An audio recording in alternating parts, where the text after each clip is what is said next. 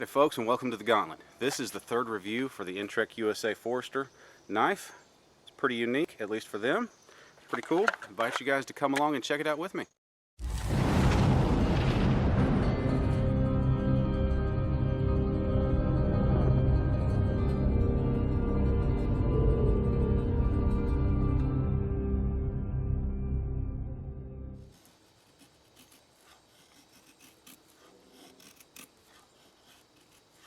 Alright guys, a little bit about this blade before we get into the nitty-gritty.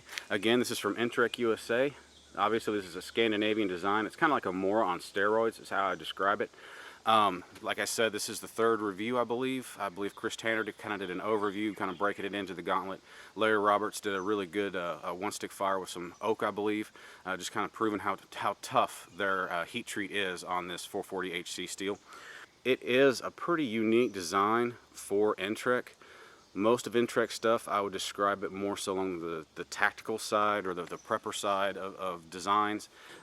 I'm going to go ahead and throw in a couple of their, what I would call their standard designs. Like I said, they're kind of along the tactical type venue, more so than the bushcrafter type venue like this is. So what's on the docket for this review today? Well, there's a couple things I want to highlight about this blade that really stand out to me. I want to kind of show those off to you, one of which is the spine. It's really aggressive, it's really nice, I like that. I want to kind of show that off a little bit today.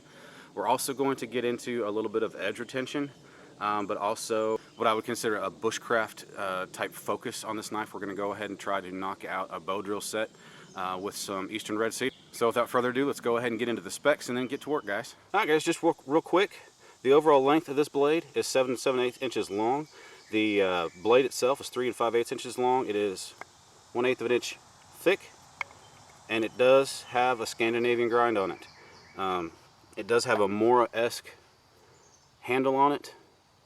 It's fairly thin, but I'll tell you right off the bat, it fits real nice in your hand. If you're one that likes a bushcraft style handle, this one's really comfy in the hand just to feel it. Will it be that way under hard use? Let's find out. Okay, well, one of the first things that stuck out to me about this blade is the spine.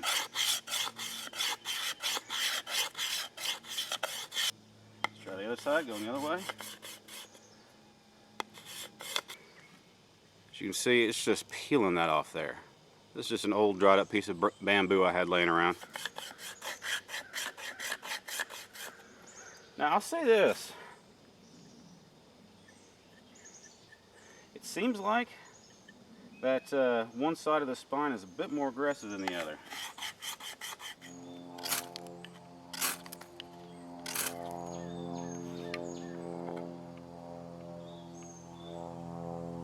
Alright guys, let's talk about edge retention. As you saw in the intro of this video, just whipped up a quick feather stick. You know, I've seen better, I've seen a lot worse. This knife has gone through 2 reviewers, one of which did a really good one-stick fire with oak. So I would say for this edge and what it's gone through, it is in excellent shape. So how am I going to highlight edge retention here? Well, I'm not really going to, aside from just talking to you about it right here. What I am going to do is I'm going to go ahead and knock out this Eastern Red Cedar bow drill today, and then I'm going to send it on to the next guy without touching it up whatsoever. So maybe he can highlight it a little bit more there as we get through the chain of the Gauntlet reviews on this blade. Alright, here's our stick of Eastern Red Cedar. As you can see, it is a bit big for this knife, so I'm going to have to take my time and kind of whittle it down from the outside. So enjoy the ride, guys.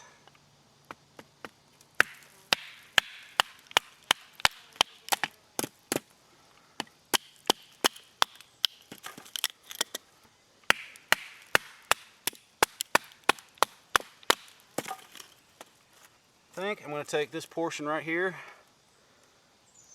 That is going to be my hearth board.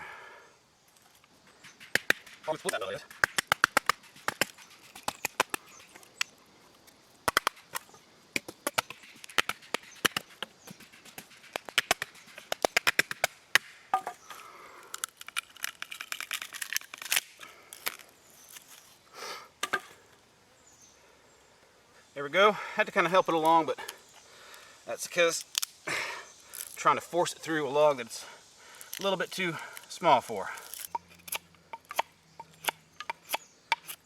It's got a really good slicing profile. It has a real controllable amount of bite. And that belly up front, just like a Mora, is in the perfect spot for being able to kind of flick your wrist and power through a slice.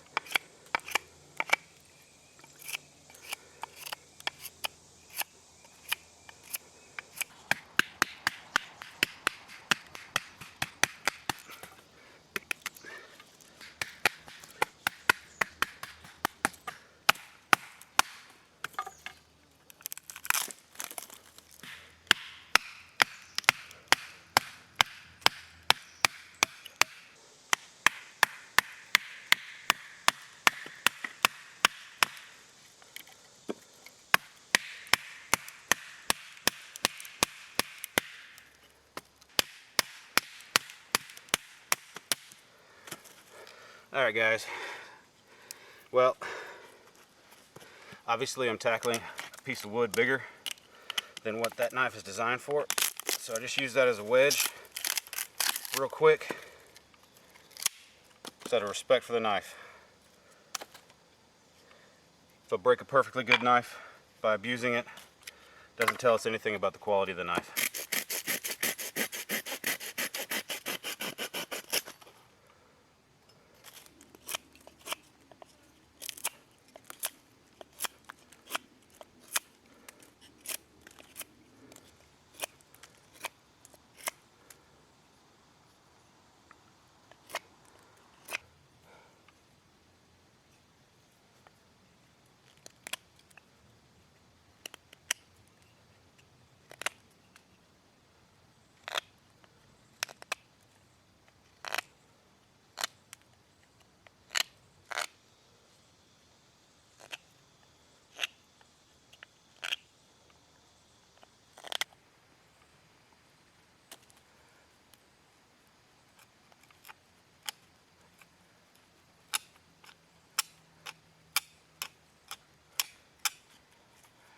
Tip dig's great.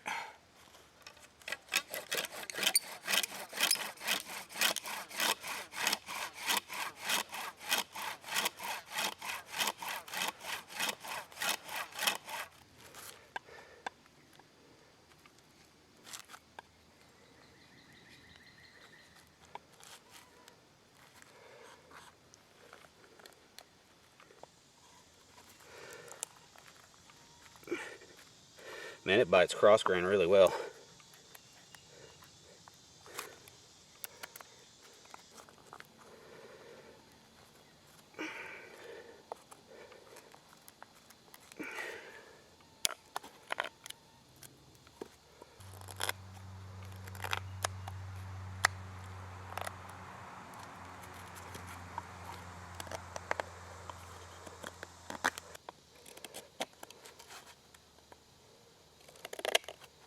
This tip, the way it has the profile kind of like a Mora that we're all used to, or at least most of us, I love it. It gets down in there in the tight areas and allows for wood removal really easily. See if we can't get a coal before my bowstring here breaks.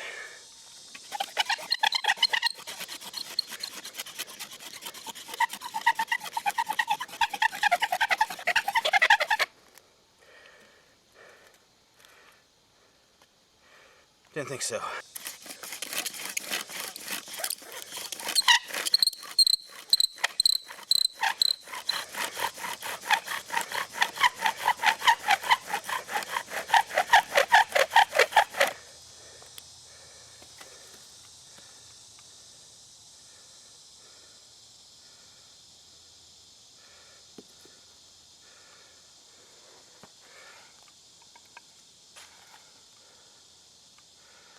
There we go.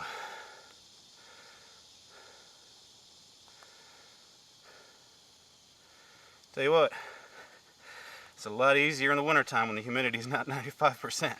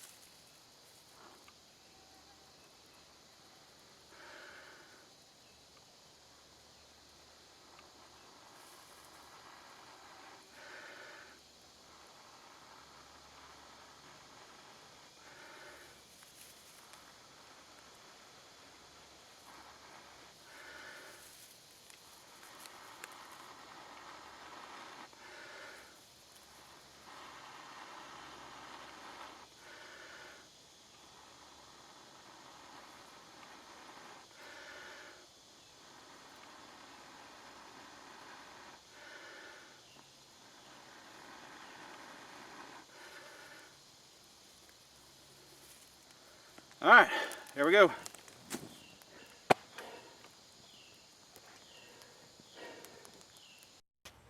All right, guys, I'm gonna try something just a little bit unconventional here. This is stainless steel, yes, but it's also high carbon stainless steel. So will she strike a spark? See, little ones.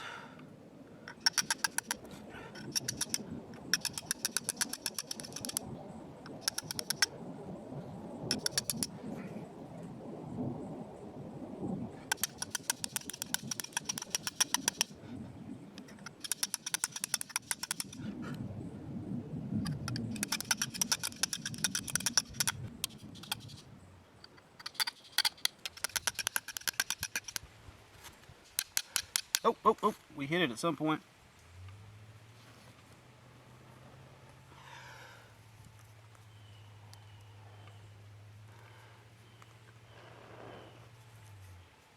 Pretty cool.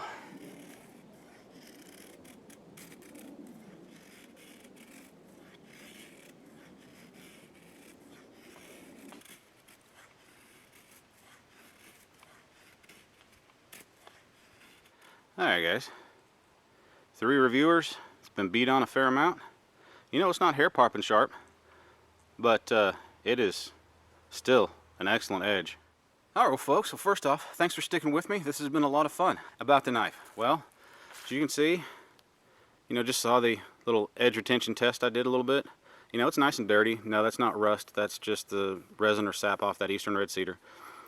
You know, no nicks, no chips, no damage, even after I beat on it through that knot. Pros and cons about the knife, in my opinion, after this use and just some use building up to the filming of this review. First off, pro. I like the handle. I like it a lot. It's really comfy in the hand, and it fits with the weight of the blade perfectly, in my opinion. It just creates for a really balanced feel. This is, you know, this is on the smaller end of a bushcraft knife, in my opinion, and it's a dandy to use. You know, it really is a pleasure to use.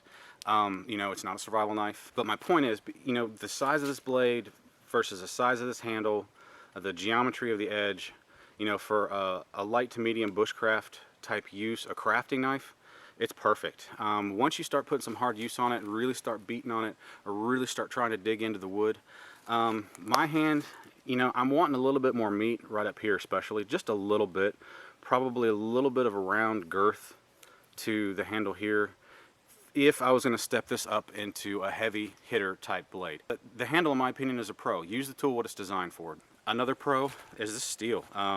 You know, I've never, well, now I need to back up. I don't know if you can see that. See if I can get this. Come on, don't look at me, look at my hand. You can see that there's a tiny itty bitty little chip right up near the top. I don't know if I did that or if somebody else did that. I didn't notice it before.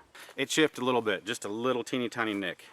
But this knife has seen a lot of hard use, and you can't reasonably say that O1 or D2 or A2 wouldn't do the same, because I honestly don't know when that happened. The edge bevel angle is awesome on this thing.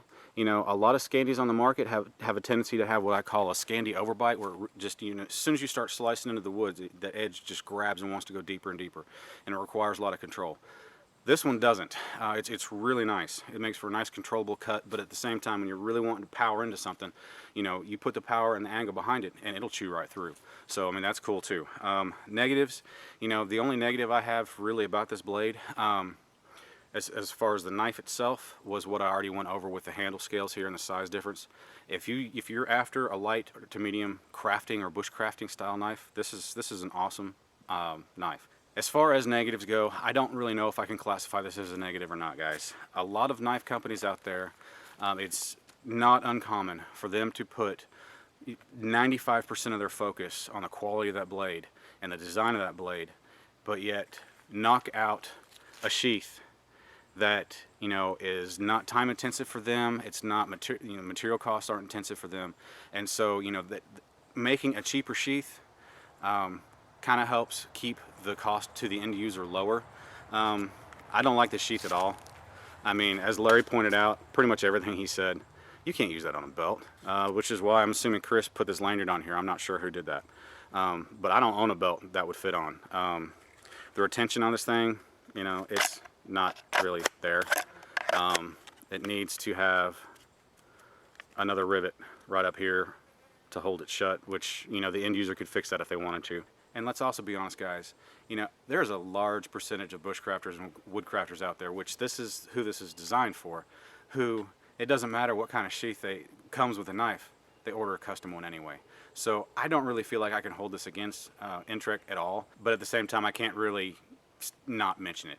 Alright guys, well thank you very much for joining me. Chris, thanks for putting this Entrek through your own brainchild, the Gauntlet here. I've had a lot of fun playing with this blade and filming this video. It's been a blast. This knife, like I said before, it's a dandy to use. It's fun. So anyway, thanks for being here. Thanks for sticking with me. Guys, if you find this video helpful or enjoyed it, would you go ahead and give me a thumbs up? That helps me out a lot. If you want to keep track of what my side of the Gauntlet or what my channel's up to nowadays, go ahead and hit that subscribe button as well. And guys, just for your information, to follow this knife through the chain of the Gauntlet, go ahead and log on to www.thegauntlettv. But anyway, again guys, thank you very much for sticking with me and joining me, and I'll see you next time.